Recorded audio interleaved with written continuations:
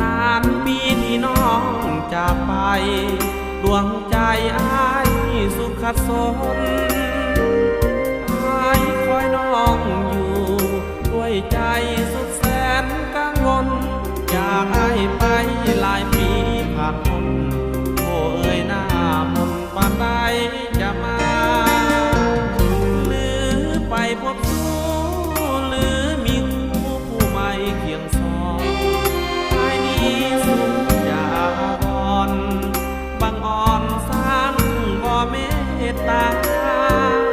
ขอน้อมวอนไว้เทพไทยทั้งเจ้าอินทราโปรดจงได้สงสารตัวข้าให้ยอดสิว่าได้กลับคืนอ้ายนี่คอยน้องอยู่ทุกวันป่านนี้ยังบอกกับหันคืนวันอ้ายสุดกำคืนแสนเวทนาลูกคอยหอบแล้วคัดฝืนยามเขานอนลูกเขาสะอื้นน้องยังบอกคืนสร้างใจดำที่มาเถิดน้องอ้ายของเป็นคำสุดท้ายยินแล้วจงเฝ้าห่อนใจอย่าไปปล่อยตัวพะลำเห็นใจอ้ายก่อนยามนอนสุดแสนละกำหากมีน้องเคียงของยามค่ำอ้ายคงหายซ้ำ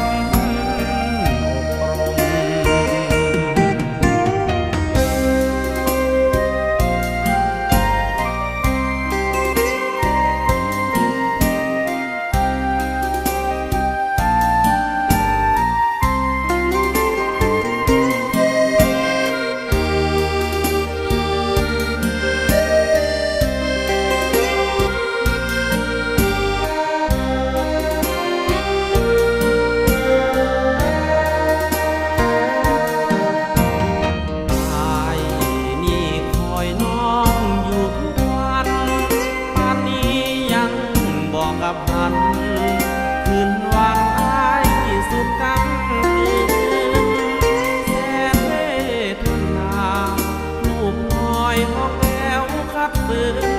ยามเขานอนลูกเขาสะอื้นน้องยังบอกคืนสร้างใจด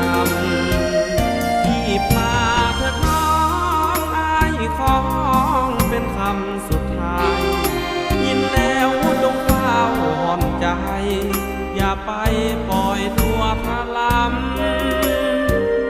เห็นใจอ้ายก่อน